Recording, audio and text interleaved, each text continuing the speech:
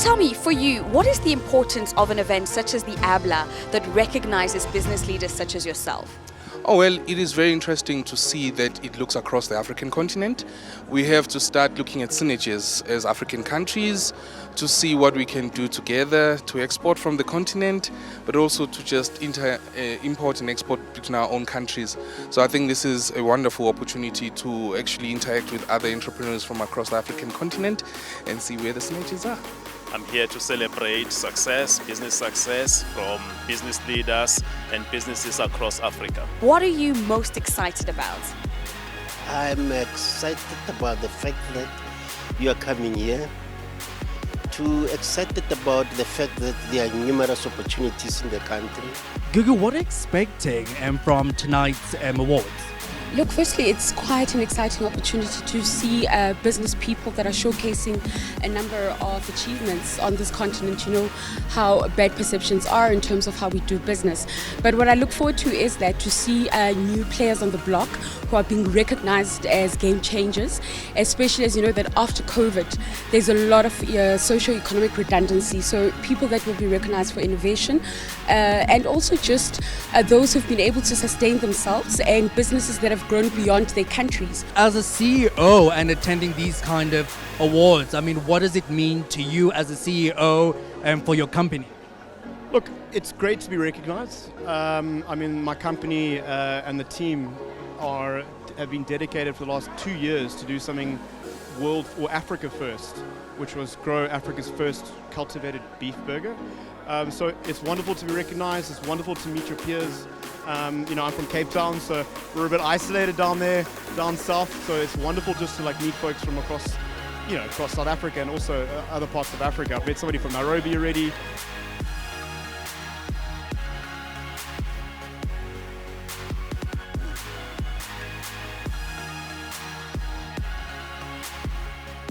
The ABLAs are very, very exceptional awards in our continent because they are about celebrating African business leadership, showcasing the entrepreneurial spirit of African businesses and the resilience of African businesses. And so we are very happy to be here. I am so pleased to see a lot of friends here and really honoring this event. It's been a long time. And, you know, it's time for us to showcase Africa again. The excellence of Africa is on the table today. I'd love to get your insights. What is the significance of the ABLA?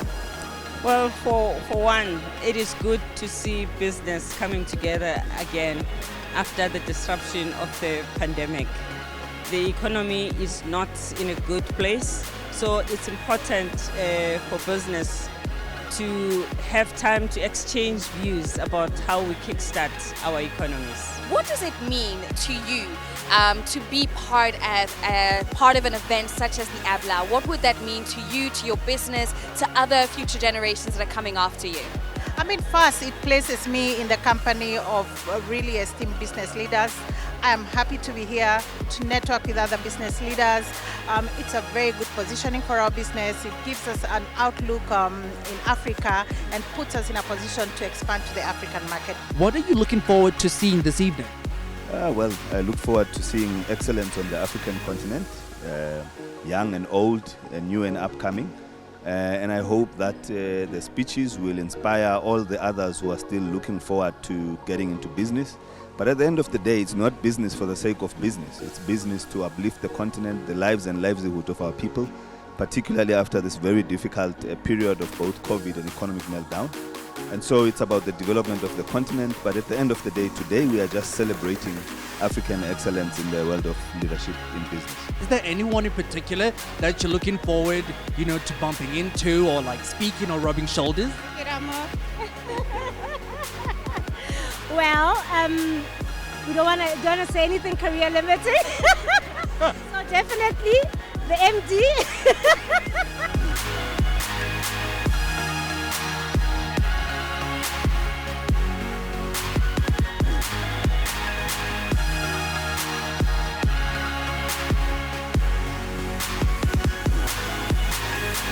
Welcome, distinguished guests, and welcome to the 10th All Africa Business Leader Awards in partnership with CNBC Africa. And it really is great to be in such good company on this Friday evening. And you'll be excited to be here because we've got quite the lineup in store for you. Indeed, Fifi. Well, our opening performance has certainly set the tone for a remarkable evening ahead, and I've spotted some notable faces in the audience this evening. And on that note, let me take this opportunity to congratulate you, yes, you, Rakesh and Roberta and the entire ABN team, as it's almost to this day that you're celebrating a milestone 15 years ago. And it goes without saying that we will be celebrating CNBC Africa's anniversary here tonight alongside Africa's most notable leaders in Sun City at the Super Bowl. I mean, that's just something to also let sink in. So, congratulations.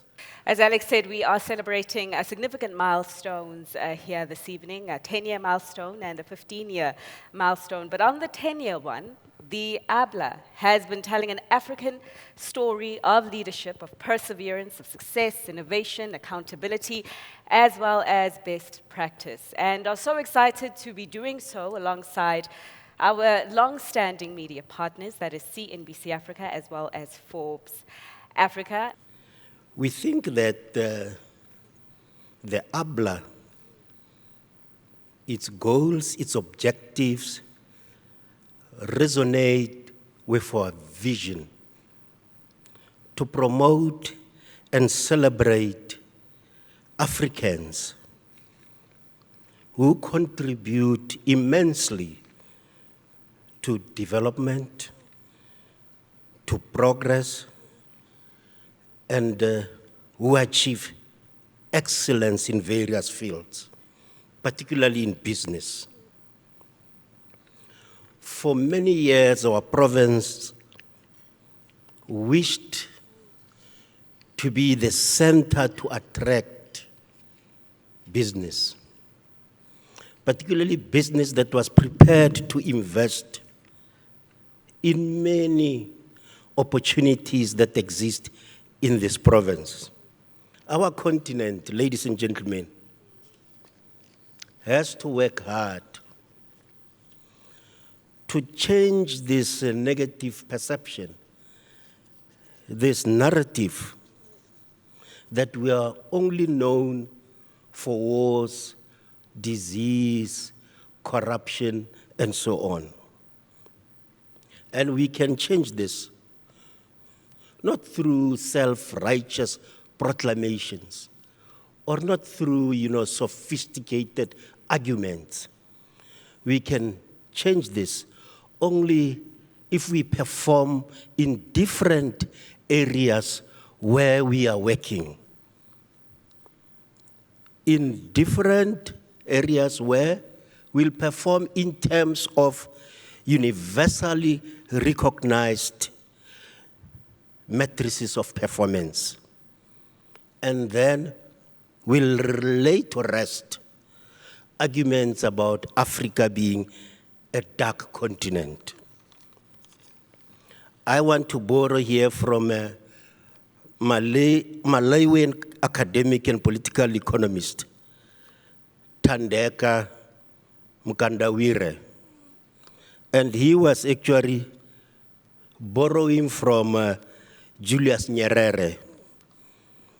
And he observed that, and I quote, "This demand on the continent to run as a latecomer had to contend with a pessimistic discourse that has, against all evidence, insisted that Africans cannot do what many others, particularly latecomers, are doing or have done," close quote.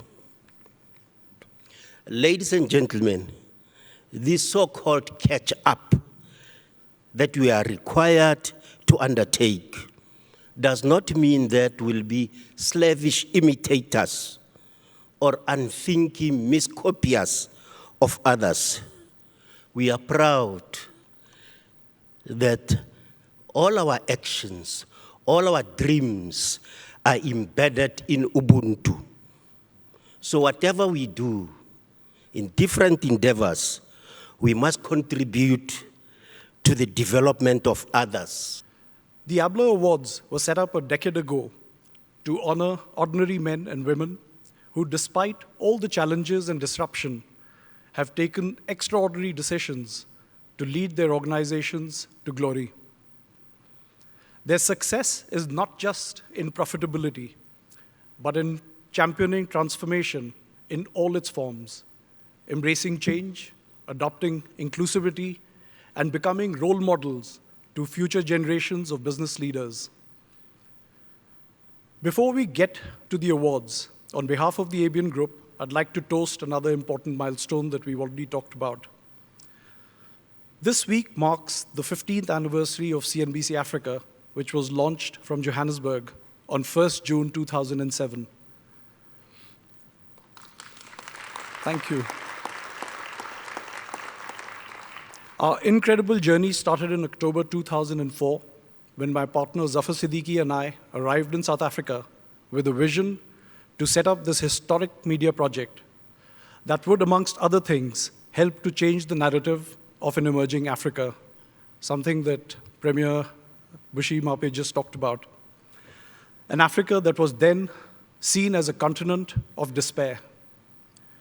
Over the last 15 years, we have championed African achievements and showcased the continent away from the old rhetoric of gloom to one of demographic dividend and unparalleled opportunity. We have traversed the globe from Davos, London, Washington, Singapore to Shanghai, acting as the ambassadors of the continent that is beyond doubt the fastest growing economic zone in the world. We are proudly the only Pan-African news network reaching 26 million homes that produces 8 to 10 hours of daily business content about Africa, by Africans, and for Africans. Over the last 2 years, we have all sadly witnessed the untimely loss of close family and friends. This period has undoubtedly given all of us adequate time to introspect. My personal metamorphosis is a spiritual one. I believe that in the last 2 decades, society has forgotten its real purpose. As we talk about trillion-dollar companies, the growing $100 billion club, and the mindless expense of purchasing a social media company for $44 billion, the sad reality is that inequality has skyrocketed. Rather than seeking returns on ego, we need to go back to basics for better good.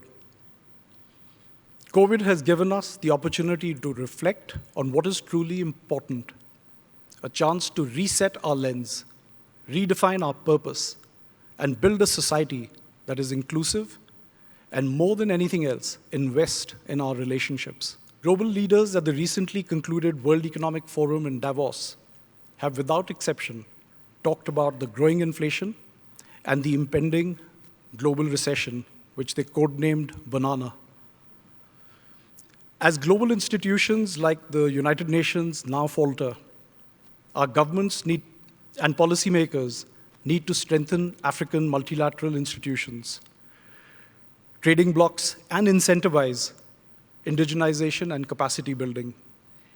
We need to make our borders and regulatory frameworks homogeneous, porous, and seamless across all industries. Business, on its part, needs to play its role by sourcing locally and ensuring that intracontinental trade and skills development is prioritized.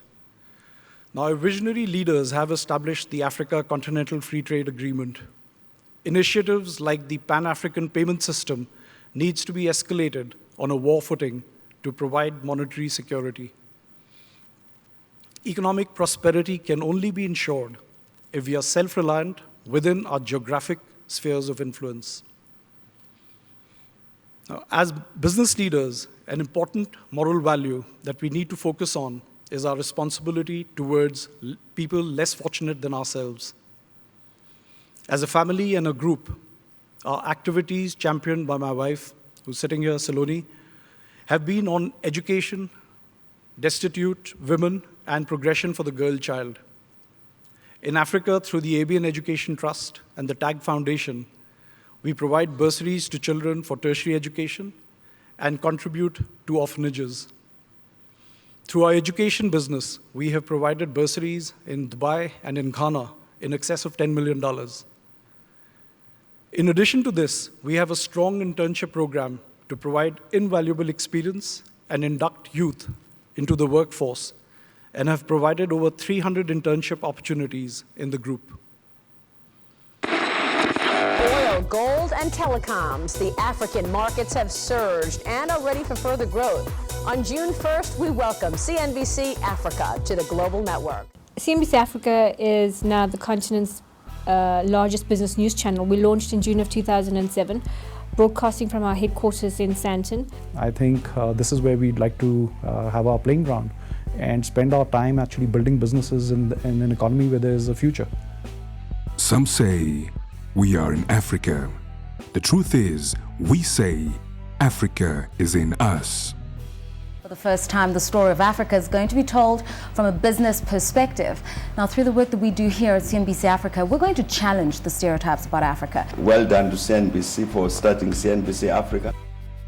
The ABN Group was established in 2007 by founders Safar Siddiqui and Rakesh Wahi and founding director Sam Bembe, with a vision to become Africa's most credible aggregator and disseminator of business and economic news. The group includes two recognizable and influential business news brands, CNBC Africa and Forbes Africa. Within a span of 15 years, both of the brands have achieved the #1 spot in their genres in sub-Saharan Africa and have played an important role in changing the negative perceptions of the African continent. And typically in environments like this, markets need to end in a dramatic way, I'm sorry to say. In a rare meeting with the presidents of the Democratic Republic of Congo and Rwanda, Joseph Kabila and Paul Kagame, a pledge was born to boost economic and security between the two countries in 2009. Then, for the first time, the African continent welcomed the 2010 FIFA World Cup to its soil in South Africa. In 2011, Rwanda was the first country in Africa to pledge to restore land. Rwanda set the ambitious goal of bringing 2 million hectares of deforested and degraded land into restoration by 2020. In May 2012, the Square Kilometre Array SKA organization announced that the SKA project would be shared between South Africa and Australia, with a majority share coming to South Africa. We're seeing stories of success across each part of the continent that we are in, and we want to be in a position to be able to talk about the successes of businesses in different parts of the continent. On 5 December 2013, South Africa's first democratically elected president and anti-apartheid icon, Mandela, passed away at the age of 95. And the chief executive, Nikki Newton-King, has said that the stock exchange will close briefly at 11 o'clock this morning to mark his passing. In the following year, South Africa celebrated 20 years of freedom in 2014, which was a historic milestone for the country. In 2015, South Africa celebrated their 60th anniversary of the Freedom Charter, which called for peace and friendship among nations. A South African team of 68 athletes competed in the world stage at the 2016 Summer Olympics. On November 15, 2017, the military moved into Harare. Protesters demanded Mugabe's resignation, and his ruling party, the ZANU-PF, set a deadline for his resignation. From Johannesburg to Lagos, from Kigali to Nairobi, from glamour to laughter, from the business community to you, this is CNBC Africa 10 years and counting. We were there. The agreement establishing the African Continental Free Trade Area, AFCFTA, was signed at the 10th Extraordinary Summit of the AU Assembly on 21st March 2018 in Kigali, Rwanda. Mr. Cyril Ramaphosa was inaugurated as the 6th democratically elected president of South Africa. In January 2020, when the world business elite gathered at Davos, little did we know the event would soon be scaled down. We were tasked with the responsibility of leading a South African delegation. On the 15th of March, South African President Cyril Ramaphosa declared a national state of disaster. This afternoon, we saw the South African Reserve Bank's response to COVID-19, a deadly virus. By 2021, we had become accustomed to virtual discussions and interviews. At the global level, one of the biggest lessons is to ensure that you have more than one source. Happy anniversary, CNBC. 15 years have been fantastic. You've been doing a great job. To all of you at CNBC Africa, happy 15th birthday. A happy birthday to CNBC Africa for turning 15. Over the last few years, you have positioned yourselves as a leading company, media company. Happy birthday, CNBC Africa. You know, ever since you landed on this continent, you have continued to provide relevant information for, in particular, the business world. We truly appreciate all of the commitment that you have on this continent. Well, thank you very much, CNBC Africa, for the great work you do every single day. You cover Africa so well. You get the news for us on economics and finance and investment. You are the place to turn to when we have to look at stories happening in the financial markets in Africa. You do such a stellar job, and I just want to wish you a happy 15th anniversary. In 2022, we are here celebrating business on the African continent, 15 years and counting. Africa, regrettably, has for far too long been the playground of various geopolitical forces, and we've allowed them to do that.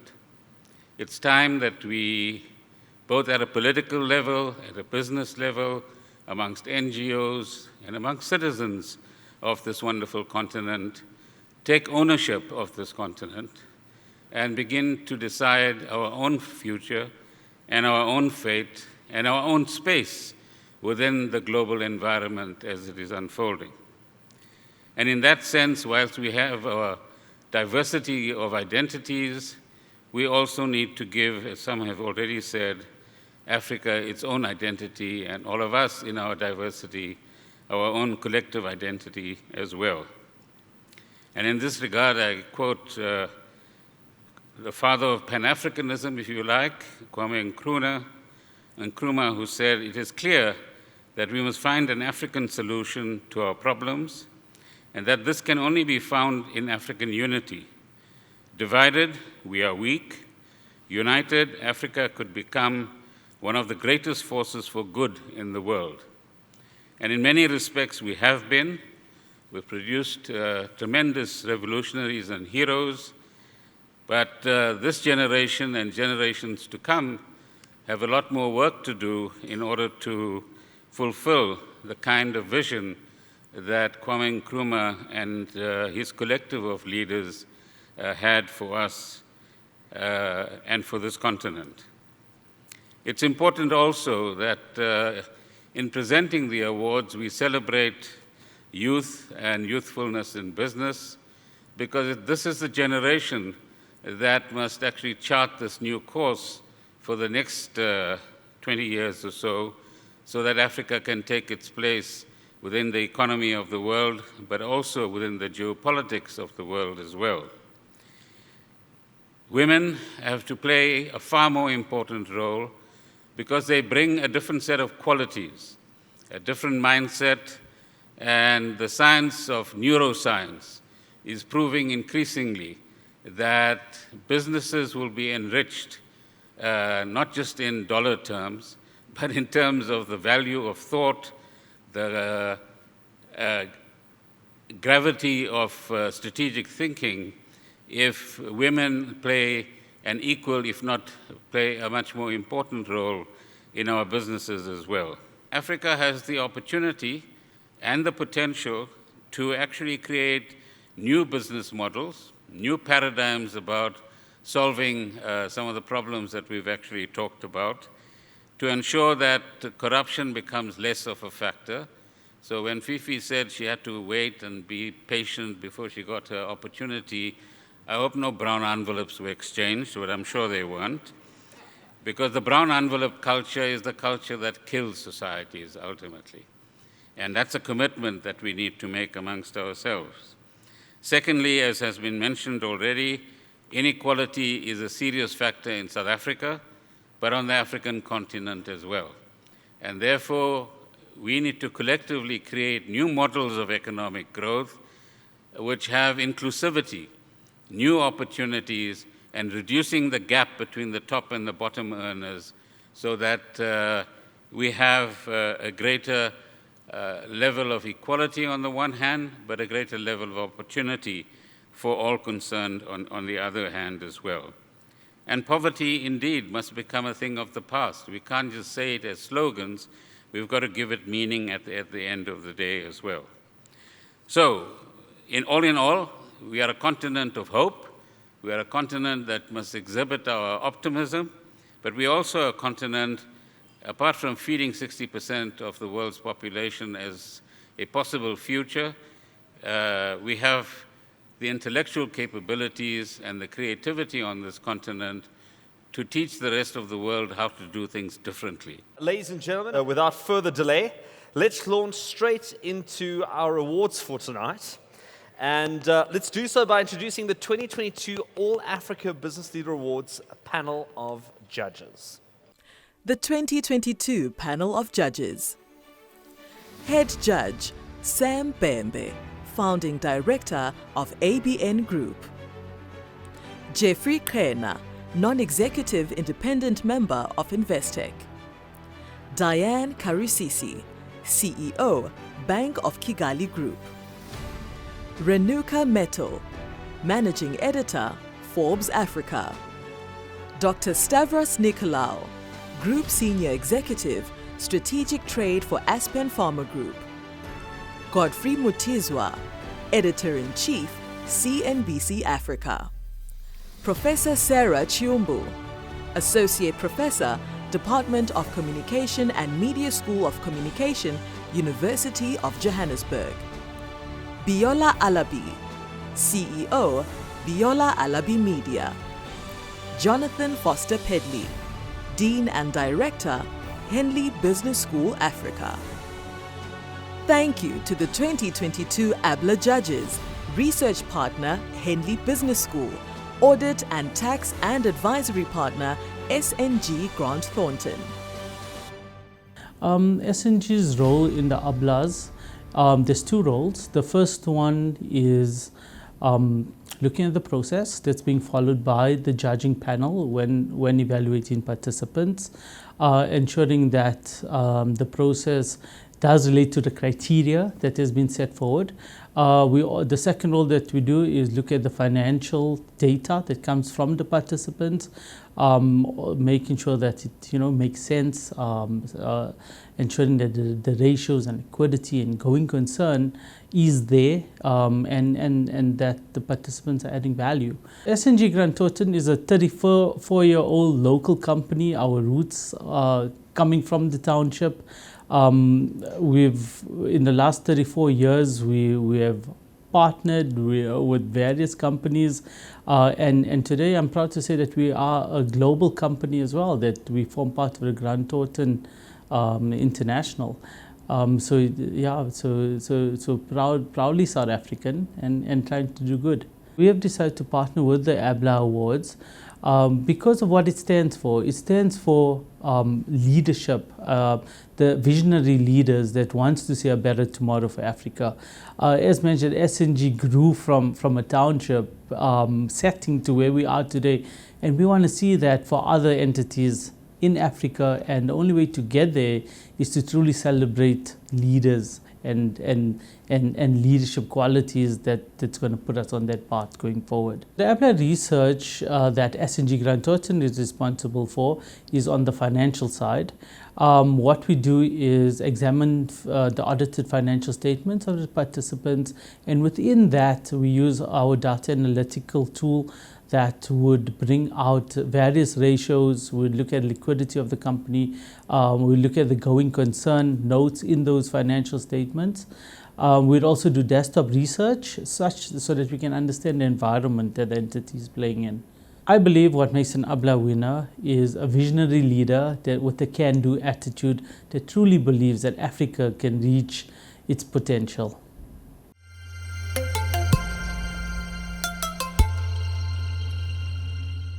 Hi, I'm John Foster. Hi, I'm John Foster.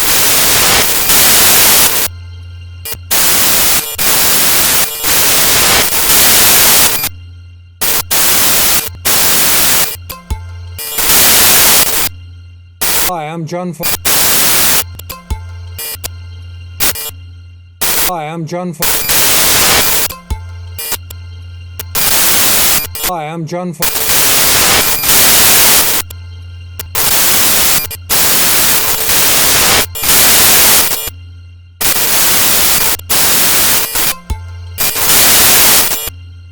Hi, I'm John Foster. Hi, I'm John Foster. Hi, I'm John Foster.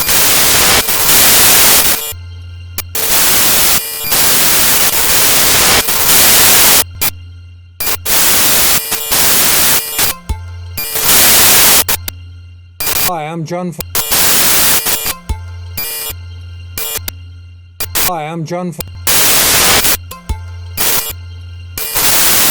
Hi, I'm John Foster.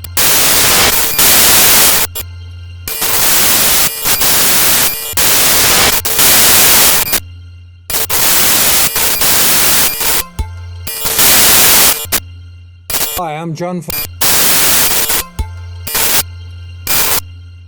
Hi, I'm John Foster.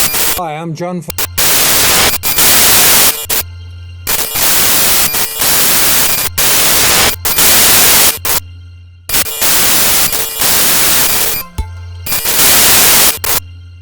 Hi, I'm John Foster. Hi, I'm John Foster.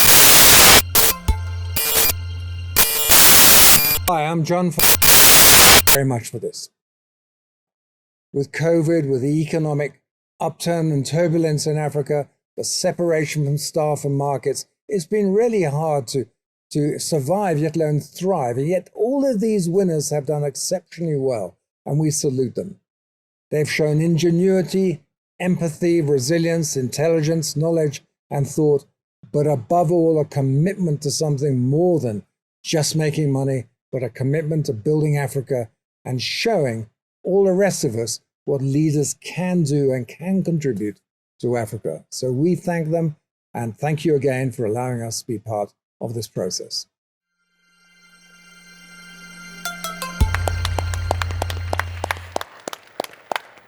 And so we are going to put the accelerator, press the accelerator on tonight's program and move things on quite quickly and innovatively, because we're moving on to the Innovator of the Year Award. And to help us hand over this award, may I please call upon stage ABN's Jean Landsberg, the COO of the Gautrain, Tshepo Kobe, as well as the chairman of the Gautrain, Mogopodi Mokoena. And as they do make their way to the stage, let's take a brief look at the finalists of the All Africa Innovator of the Year Award. The finalists for the All Africa Innovator of the Year are Yoko, South Africa; Arnold Nyendwa, founder, Afnon, Zambia; Brett Thompson, founder, Mzansi Meats, South Africa. And the winner is? It's Yoko. Yoko is an African fintech company and one of SA's most innovative startups, started by a group of friends, Katleho Mapai, Lungisa Machoba, Bradley Watrous, and Carl Raisin, in efforts to address the pain points that SMEs face when trying to get card machines. Yoko has created a mobile point of sale with tools and services that help small businesses transact, enabling financial inclusion among small vendors and local merchants. The e-commerce boom in the wake of the pandemic resulted in the company garnering 150,000 merchant customers who have processed more than $1 billion in payments through its card machines and online payment services across South Africa. Dubbed the Yoko Neo in October last year, Yoko launched its first standalone card machine that doesn't require a smart device or Bluetooth to enable payments. Yoko has also received Series C funding around $83 million to accelerate product development and reach more merchants. It is the largest single investment ever raised by a South African payments company and one of the largest in the continent. Good evening, ladies and gentlemen. It is a huge honor for us to receive this award on behalf of Yoko this evening. I think we're also a little more excited about being able to be dressed like this, seeing that we're used to jeans and t-shirts in our fintech industry. We would firstly like to recognize the immense hard work of our fellow nominees and finalists. It is a privilege to have been noted amongst you all. Thank you to the All Africa business leaders for hosting such events and recognizing Africa for all that this continent is and could be. We would also like to thank our customers that have shared their real story with us and made Yoko a part of their business journey. There is no Yoko without you. But most importantly, we would like to thank the Yoko family for creating a platform that has not only supported small businesses, but has also allowed us to be part of an innovative solution for all of these businesses.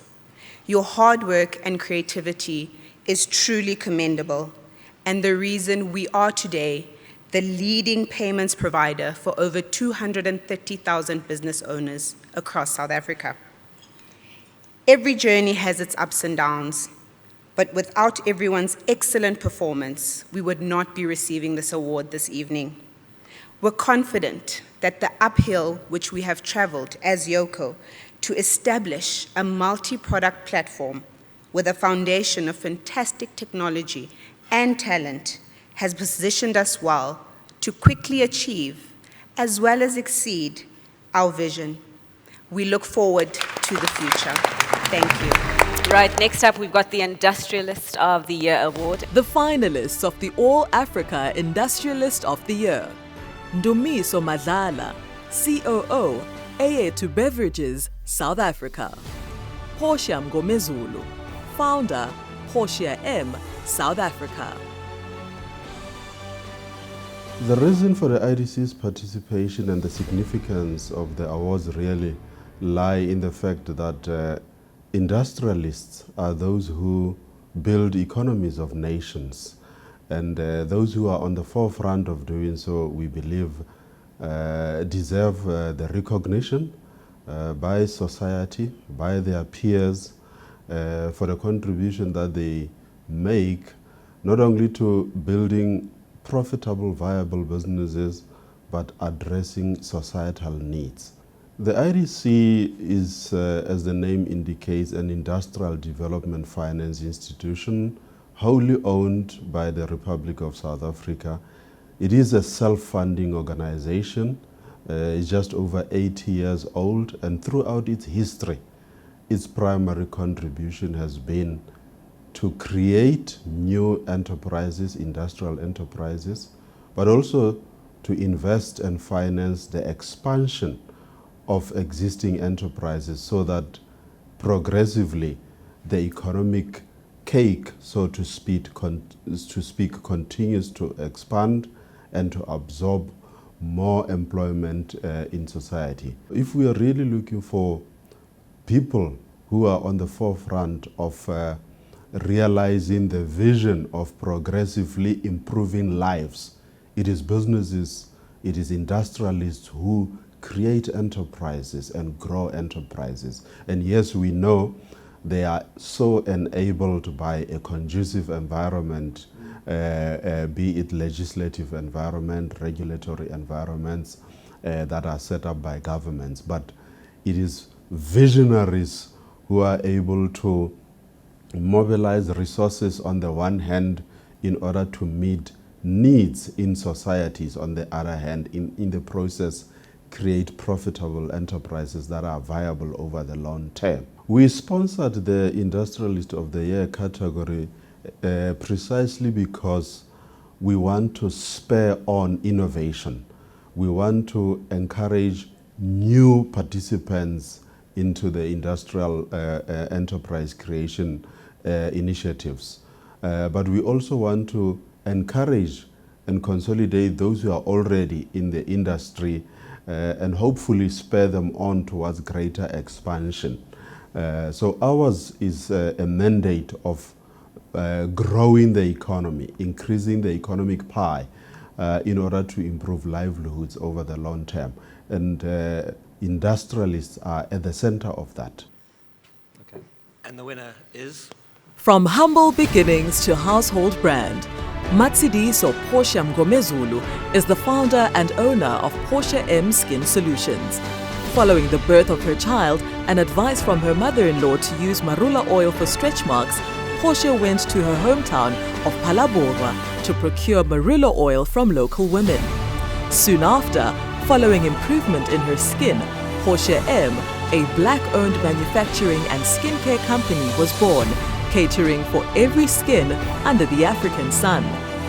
Today, Portia M products are sold in more than 1,200 stores in South Africa. She has also partnered with retail giants to export her product to Lesotho, Namibia, Botswana, and Swaziland. Sure. Oh, wow. Thank you so much. Thank you so much, All Africa Awards, Leadership Awards, for the recognition. I stand here basically representing every other African child who believes that dreams do come true and our own solutions lie in our own history. When I discovered marula oil through my mother-in-law at the time, as a proud African, I've always believed that, there are things that we can also offer to the world. And I'm grateful that through faith, I've managed to take this journey with the support of my husband, my family, and my customers who made the brand Portia M what it is today. I'm eternally grateful. And Africa, we are what we've been waiting for. Thank you. The next award is for the Philanthropist of the Year, and I'd like to welcome on stage CNBC Africa's Head of Content Studio, Jill de Villiers, and Social Justice and Law Professor at the University of Stellenbosch, Thuli Madonsela.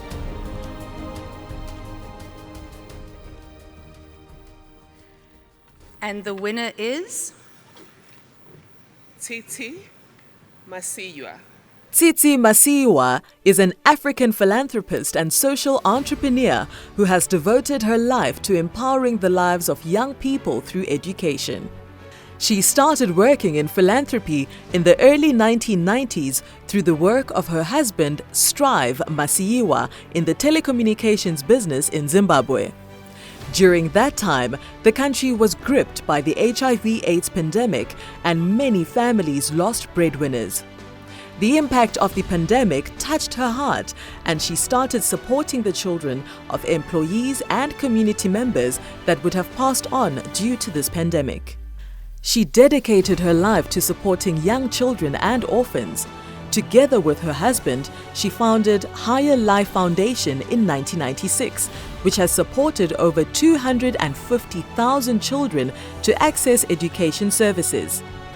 It has become one of the largest scholarship programs in Africa, and thousands of children have gone on to receive tertiary scholarships to study at the world's top universities.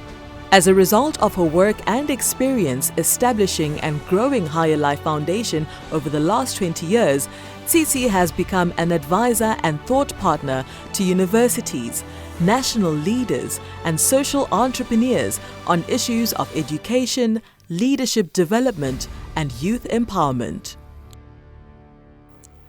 Thank you so much, and a very good evening, ladies and gentlemen. My name is Petronella Maramba, and I have here with me one of our family from High Life Foundation, Barbara Chivandire. And it is such an absolute pleasure and honor to be here to accept the All Africa Business Leaders Awards, Philanthropist of the Year Award on behalf of our co-founder and co-chair, Mrs. Tsitsi Masiwa, who dearly wished she could have been here with you tonight.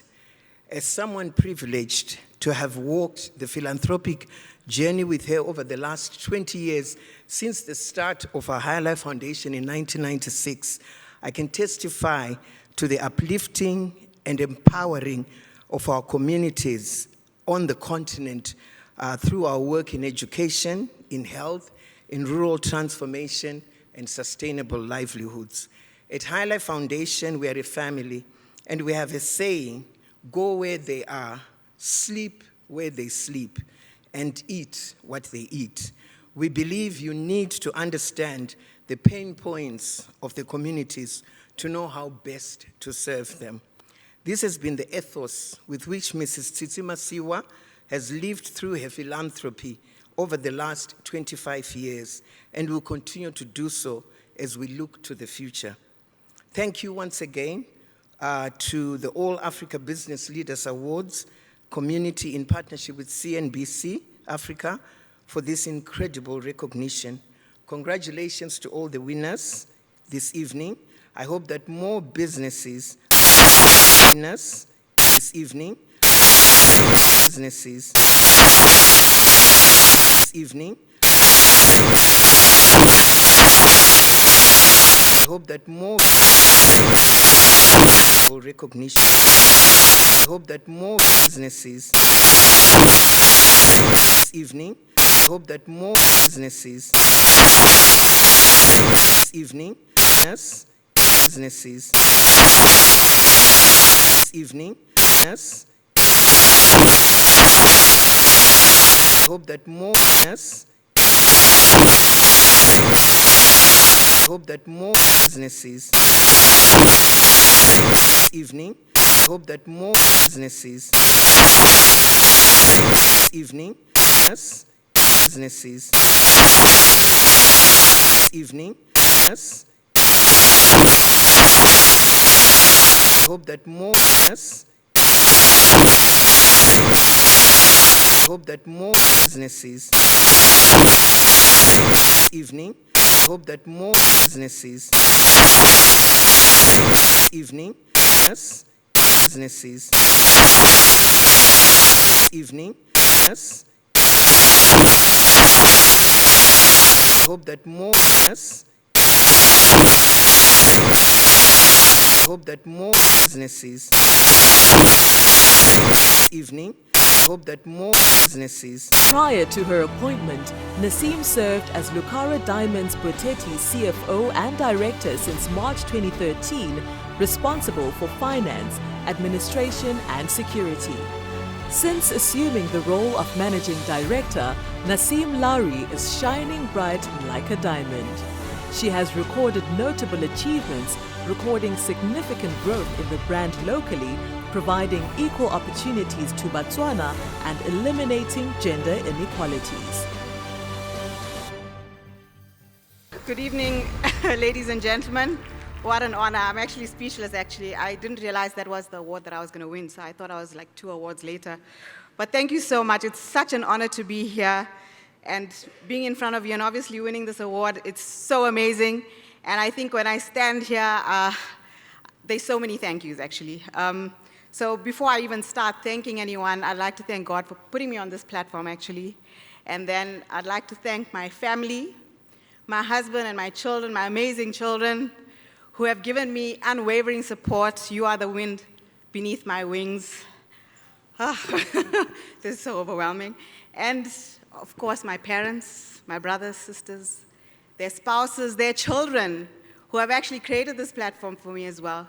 Because as a working mother, when I needed my kids to be looked after, they were always there for me, and they set the platform for me. So I'd really like to thank them. I'd like to thank Ara Thomas, who has actually given me the privilege of becoming the first Botswana woman to run a diamond mining company. She saw the value in me. She saw the, how can I put it, she saw the value in what I could bring to the company, and she gave me the rights to steer this company to where it is right now.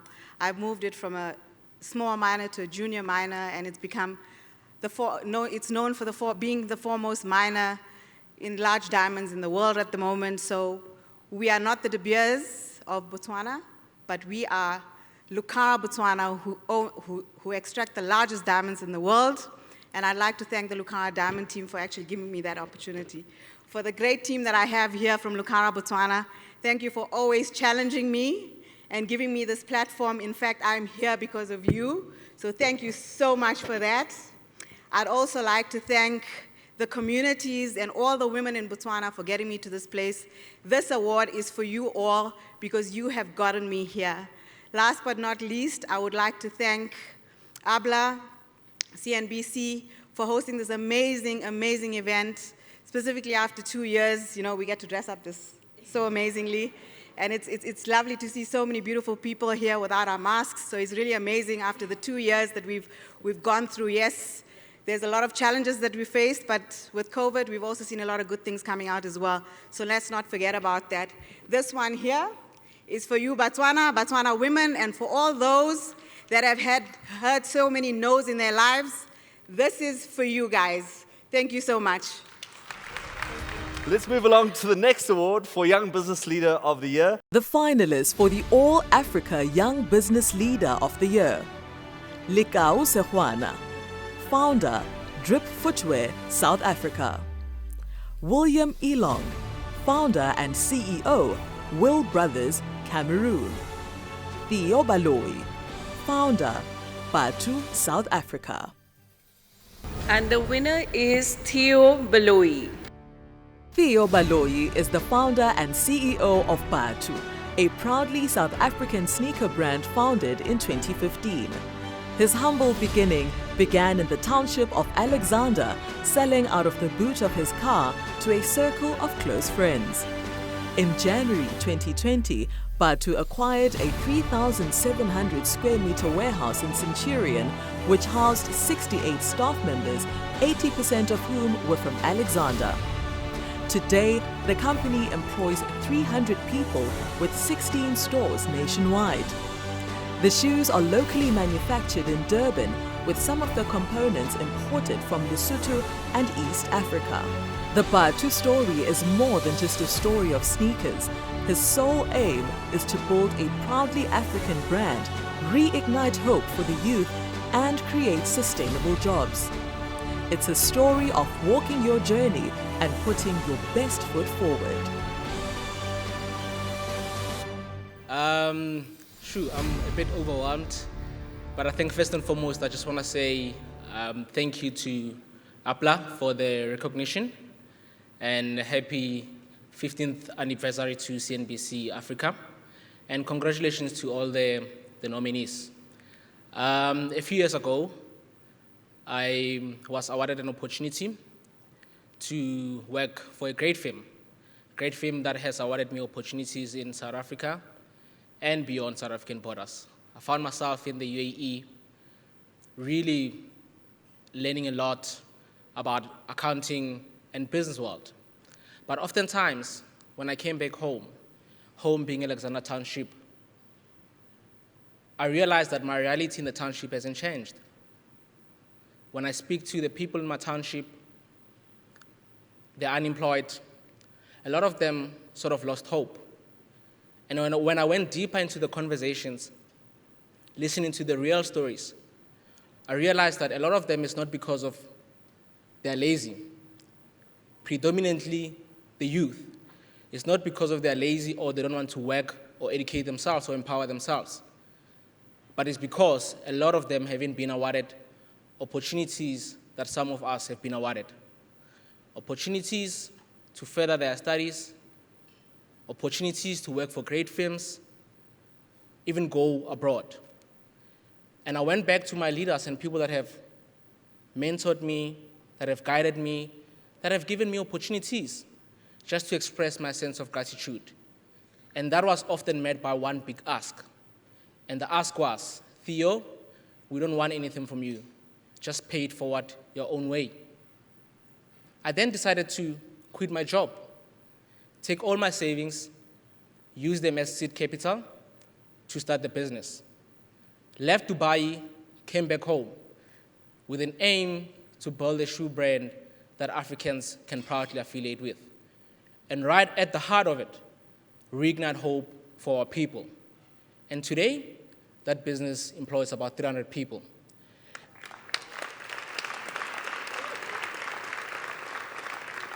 Thank you. And that couldn't have been possible without the support of our people, those who have bought our shoes, those who couldn't afford the shoes, but they still kept on sharing our story and advocating for our mission and vision, and our incredible team at Batu, and most importantly, the community at large. Thank you. Next up, the Chief Financial Officer of the Year Award. The finalists for the All Africa Chief Financial Officer of the Year. Modupe Kadri, CFO, MTN Nigeria. Lolu Akinyemi, CFO, Lafarge, Nigeria. Boipilo Lekubu, CFO, Harmony Gold, South Africa. Mukta Adam, CFO, Zenith Bank, Nigeria. The Chief Financial Officer of the Year award goes to Boipilo Lekubo.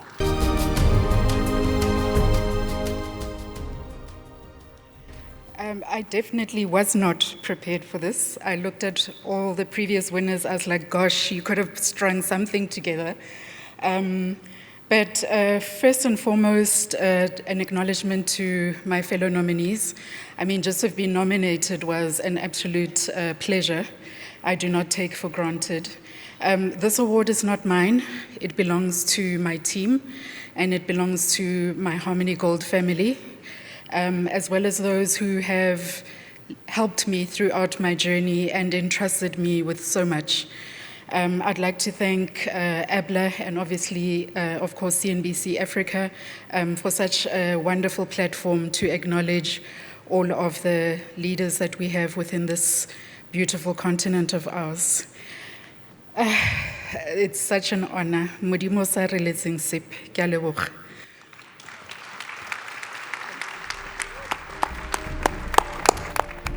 Right, so the next award is for the Business Woman of the Year.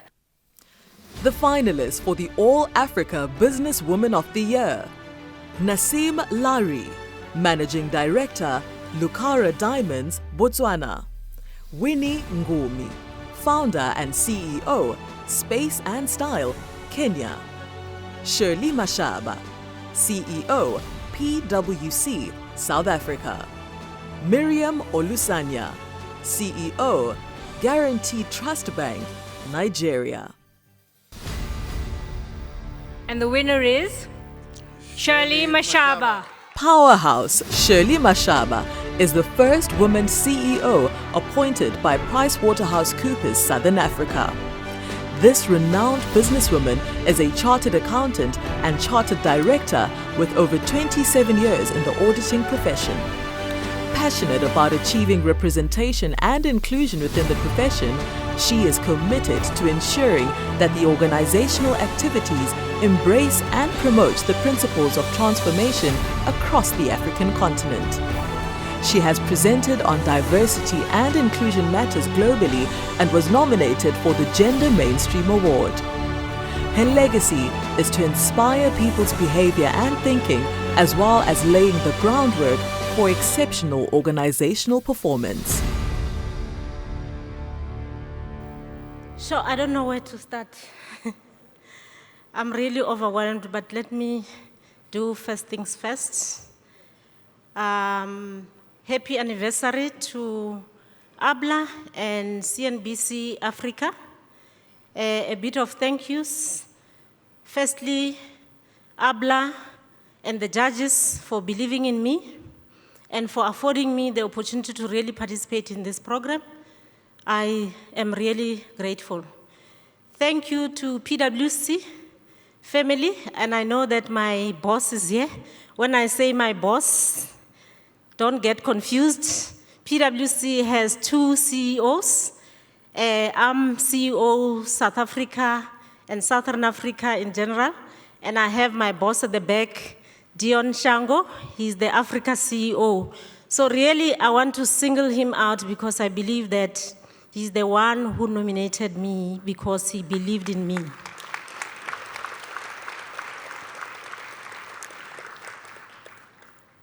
So he gave me the opportunity to be who I am, to be authentic, to live our PwC purpose, which is really around building trust in society and solving important problems. When I'm at PwC, I feel so free to do whatever I'm good at. Thank you, Dion. Your wife as well, thank you for the support. Thank you to my family, my friends, for the unconditional support. So really, I don't take this award for granted because it gives me an opportunity to be a leader who is inspiring, authentic, transparent, accountable, and everything else to remain a role model to the youngsters.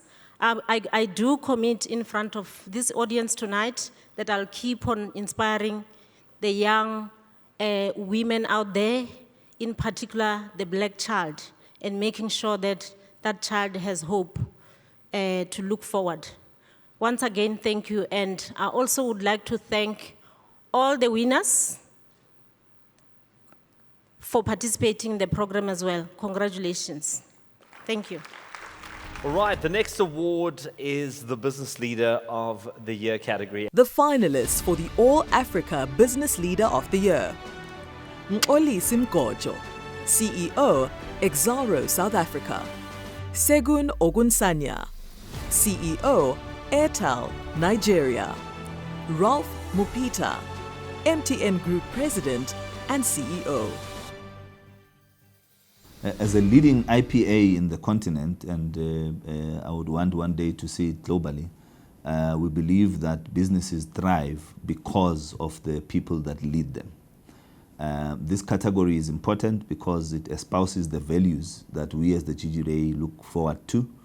As an agency, issues of economic sustainability, governance, social impact, and being able to meet the needs of various stakeholders in a very nuanced manner are the type of characteristics and values that we believe all leaders should have.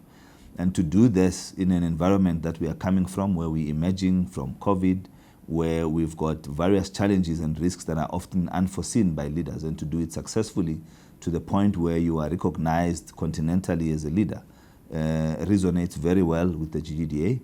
And we're working hard at the moment to reposition the GGDA so that it meets the same type of expectations of its own stakeholders as we expect of these business leaders. I think in principle, the fact that these individuals who've been nominated have gotten this far makes them winners regardless. And I think that on its own is commendable.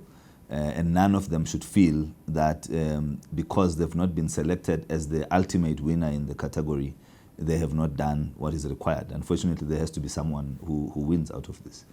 But I think, as I said earlier on, the values, the characteristics of properly managed entities with good governance, with sustainability as one of the key considerations as you do business, working across different cultures, being able to meet needs of different stakeholders and still deliver shareholder value in a sustainable manner is one of the key, or are some of the key characteristics and values that are required of any business leader on the continent and globally. So to this end, we believe that this category will assist many others who are upcoming and looking forward to potentially one day being nominees and hopefully winners in this category. Mxolisi Mgojo is the CEO of Exxaro. Mgojo has been in the mining industry since 2001 and with Exxaro Resources since its inception in 2006, heading the base metals and industrial minerals business before being appointed as the executive head of coal in August 2008. In May 2015, Mxolisi was appointed as CEO designate and took over the reins as Chief Executive Officer on the 1st of April 2016. Before joining Exxaro, Mxolisi was a founder member of ASC's Recall, where he was the marketing and logistics manager. Mxolisi sits on the Exxaro Resources Board, the Business Leadership South Africa Board, and the Institute for Committed Action Board. Prior to joining Exxaro, his career includes 10 years as a software engineer and 8 years in the finance industry, including Société Générale Investment Banking. Everybody, and really, I'm breathless and very much honored by this very, very kind and a precious gesture that has been afforded to me. It comes at a time when in exactly 8 weeks, I'll be stepping down and retiring as CEO of Exxaro. So this is the best gift that I could have been awarded by the organizers and the judges. Exxaro is really what I would call a special company in the sense that it was founded by the original founders, Babunkosi, and some of us back in 1998 as a Yesizwe coal. And with that view, we had a really profound vision, not only for the first 5 years of the business, but for the next 15 and 20 years.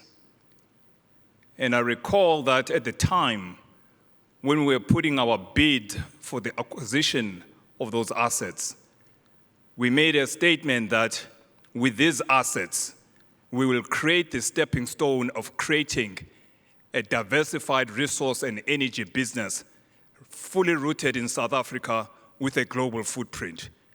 And that with Exxaro, we actually achieved that goal. And we look into the future because the future is about powering better lives. And therefore, in our purpose statement as Exxaro, we are saying we want to power better lives in Africa and beyond. And that is our purpose statement. And so for everything that we do, the money that we spend, not only is about creating returns to the shareholders, but it's about how we create social returns to the communities with which we operate in. It's about how we empower the youth. It's about how we empower the communities. It is about how we bring about change. And that for us is what motivates us.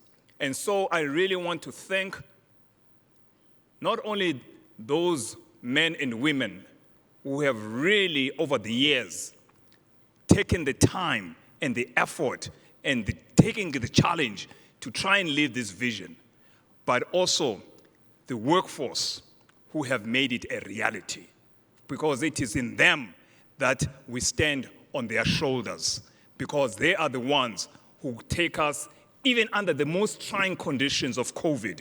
They said, we are behind you. We are going to make this a reality. And so this gift, this honor, does not just come to me. It comes to the Babunkosis who were there at the beginning. And it comes to the board who, when we went to ask for 17 billion rand to build and grow the business, they made it available because they believed in the vision. They believed in the purpose. And so with that, may Africa continue to prosper. May Africa continue to be a bright light. May Africa continue to shine. Thank you very much. Moving on, the All Africa African Company of the Year Award. The finalists for the All Africa Company of the Year: MTN Group, Safaricom, MultiChoice,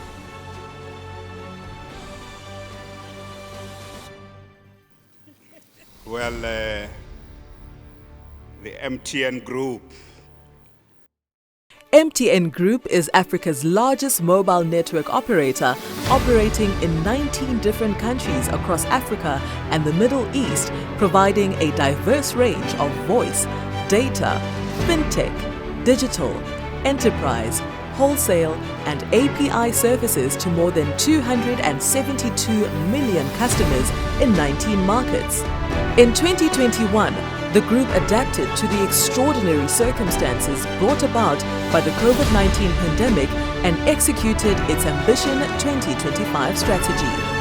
MTN was able to address gaps in connectivity by improving the affordability of its services whilst providing digital and financial solutions to customers and businesses, helping to drive digital inclusion to the most vulnerable and marginalized communities on the African continent. MTN Group was recognized on the 2021 Fortune Change the World list, a global ranking of 53 top companies making measurable progress in addressing pressing social problems as part of their business strategy. MTN Group has been resilient through several seasons and continues to grow and shine a light on what is possible. Good evening, ladies and gentlemen. I'm just breathless. We didn't expect to win any of this, and no one warned us. But in any case, I think I should say, yellow, everyone. That's how MTN we would speak internally. It's such an honor for me today to present MTN. My name is Nompilo Morafo. I'm the Chief Sustainability and Corporate Affairs Officer for the company. I'm representing MTN Group, and thank you very much for the award. Thank you to the APLA, thank you to CNBC Africa. I speak on behalf of the whole MTN Group, and especially MTNers across the continent that wake up every day.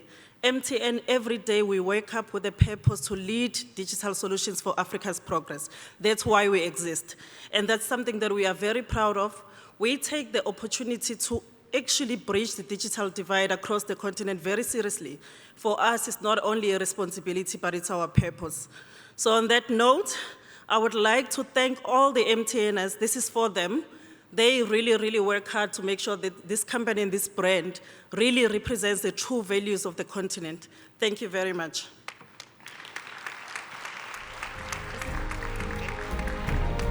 Now, a few years back, the ABLA introduced a segment that would remember those business leaders who had passed away on that year.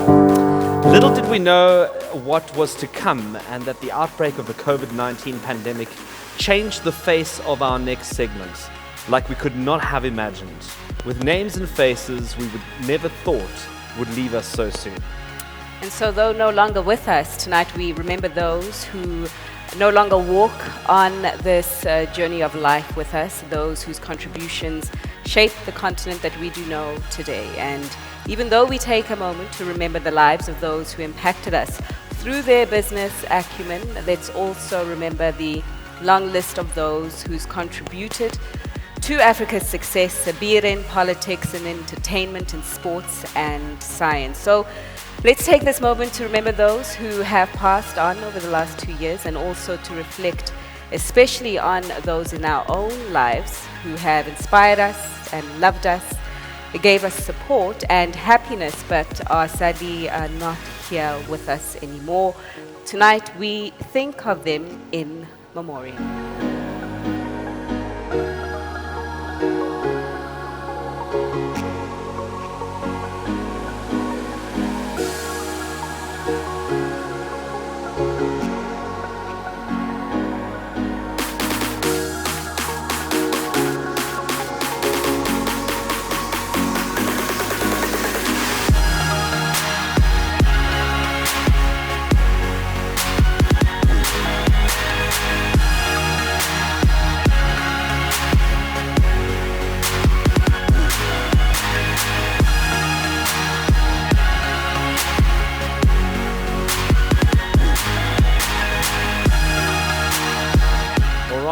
So as we come to a close of tonight's event, we would like to recognize an experienced business leader, an author. He has spearheaded good governance and been a change agent at the forefront of transformation in South Africa, and as a current and past chairman of illustrious national and multinational companies in South Africa, he is powerfully inspiring the next generation. To present the All Africa Lifetime Achievement Award to this visionary, may I please call upon ABN's Rakesh Wahi, Minister Pravin Gordhan, and former Deputy President Phumzile Mlambo Ngcuka. Ruel Khoza. Dr. Ruwal Khoza is a distinguished thought leader, entrepreneur, business leader, academic, and author.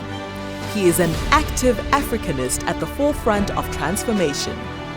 Dr. Khoza has been at the helm of numerous institutions, serving as a chair and director over the years. He has been involved in several philanthropic initiatives such as building a local school, provision of mentorship and guidance to youth, and much more. He is the author of a number of books on business leadership, including Attuned Leadership, African Humanism as Compass, Let Africa Lead, and The Power of Governance. During his career, Dr. Khoza has been honored for his contribution to ethical business leadership and thought leadership. Dr. Khoza currently serves as the chairman of Africa's largest institutional asset manager, the Public Investment Corporation, and as chairman of Ashipol Holdings, Hlaisani Capital, Zana Investments, Discovery Bank, and Discovery Bank Holdings.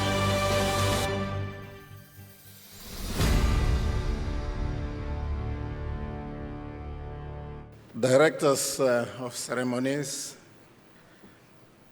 founder of the All Africa Business Leaders Awards, and that august body, I hardly am ever overwhelmed. At 73, I think it takes a bit to be overwhelmed. CNBC, I have to thank you so much. I have a number of people to thank, and I'm not going to make it long. As I was sitting back there, Minister Godan, who was my ultimate boss when I was chairman of Nedbank, came round to greet my wife and said, I've just come to greet the real power. I have come to believe that alongside every ostensible, successful person, man, alongside such ostensible, successful men are women.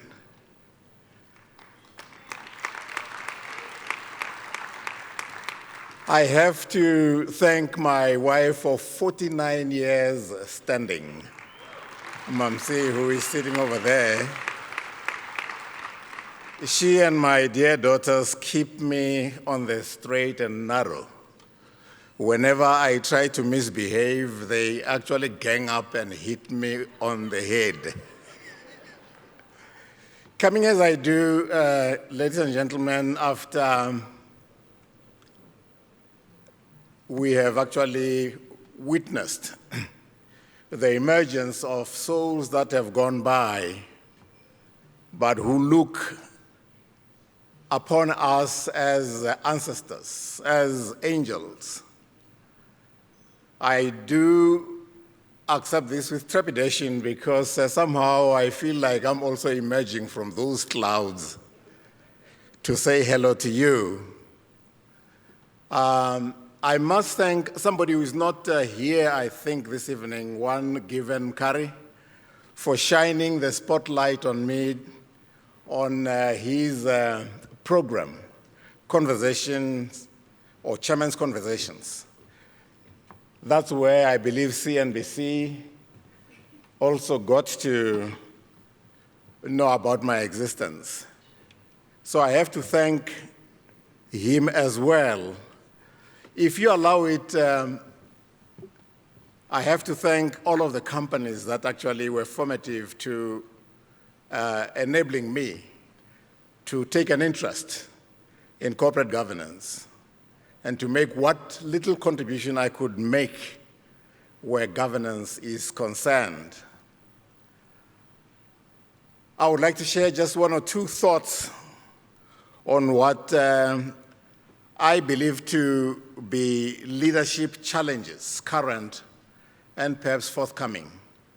I'll take a minute or two to state that in order to clearly conceptualize Africa's contemporary leadership challenge, it behoves us to acknowledge unequivocally that Africa has a date with destiny.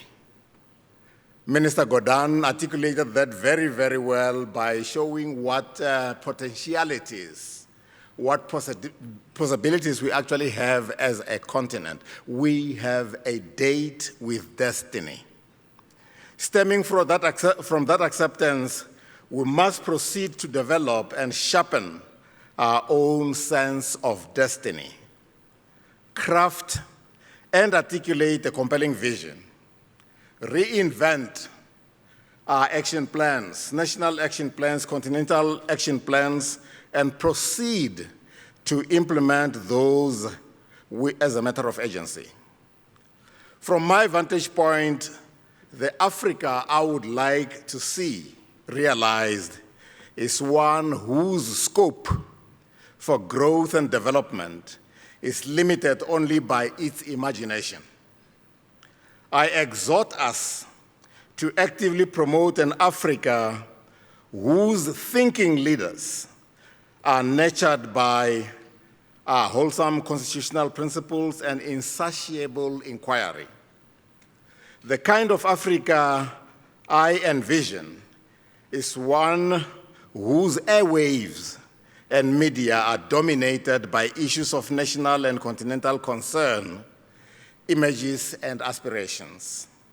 Our leadership needs to behave in a manner that redefines the term emergent from a notion of condensation and derision to a term of economic, political, and cultural vibrancy and technological prowess, deserving of unconditional international respect.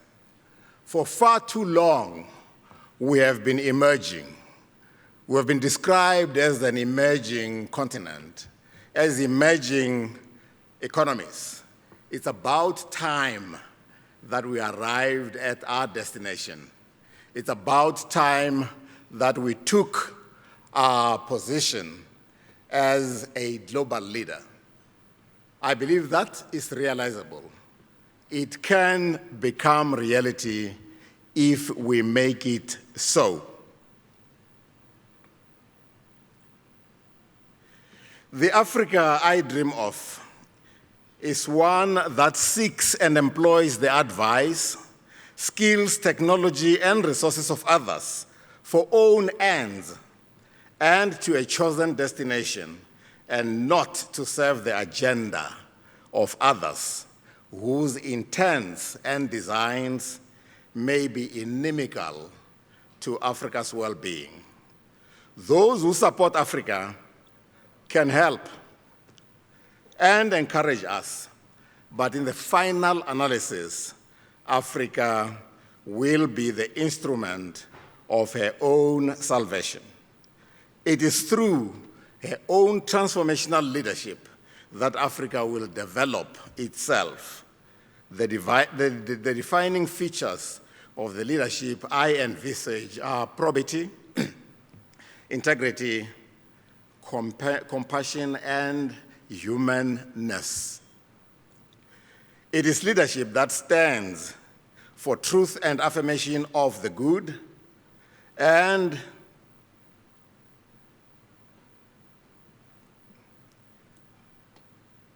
the pursuit of noble causes and common good. Africa's leadership must perforce demonstrate competence, tenacity, and a sense of efficacy. I yearn for African leadership that practices introspection and self-renewal and lives by the tenets of consultation, persuasion, accommodation, and coexistence, shunning coercion and domination. Through moral suasion, Such leadership will generate trust, goodwill, and confidence, and it will be politically and personally as gracious, honorable, and magnanimous in defeat as it will be in success. It will appreciate that the success of others does not diminish its own, but adds to the Commonwealth. Such leadership will strive to bridge the schisms and cleavages wrought by religious, tribal, social, ideological, economic, and political diversity which characterizes so much of contemporary Africa. This leadership will deeply believe that the locus of control for Africa's future is within Africa herself, and will be as visionary and as it will be compassionate. It will leadership that will be as compassionate as it will be passionate. We, as a continent, like every individual, like every organization, are in a process of becoming. There is no such thing as standing still. We are in the process of becoming. The choice is ours. We can become an anachronism irrelevant to the future, or we can be a harbinger of things to come. I thank you very much.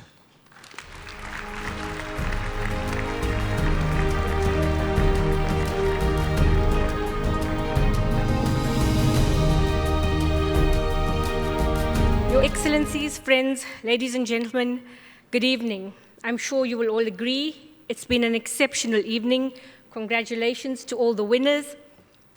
This has not only been a night to acknowledge amazing leadership, but it has also been a night to celebrate the CNBC Africa journey.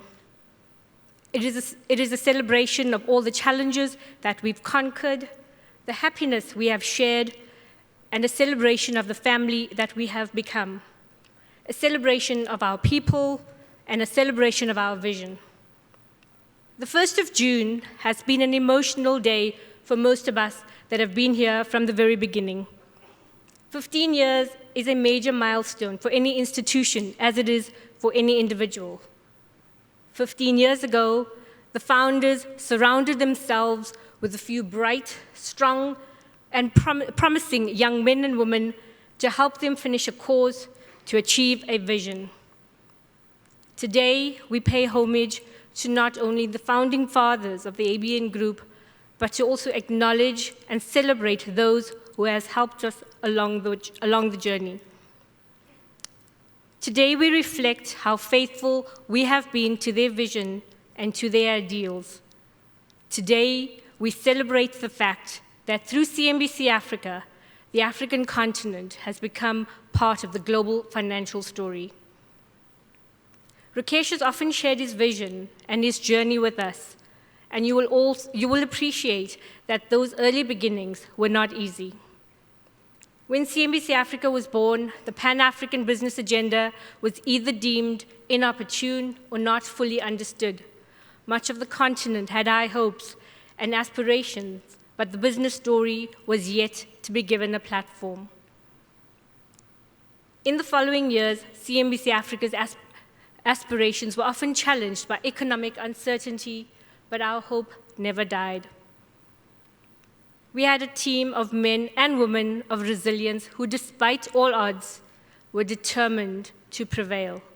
We shared one goal and one vision, and that is we wanted to build Africa's leading business media conglomerate. So as we look back as to whether we have been true and faithful to the dreams of our founding fathers, we can say with pride that we've played our part as the vision for the channel is being executed on a daily basis. My faith in the brand and technology that we represent, but most importantly, my faith in those that serve the company are at their strongest. Ladies and gentlemen, this milestone would be incomplete without me thanking every member of staff who has contributed to the company's journey over the last 15 years.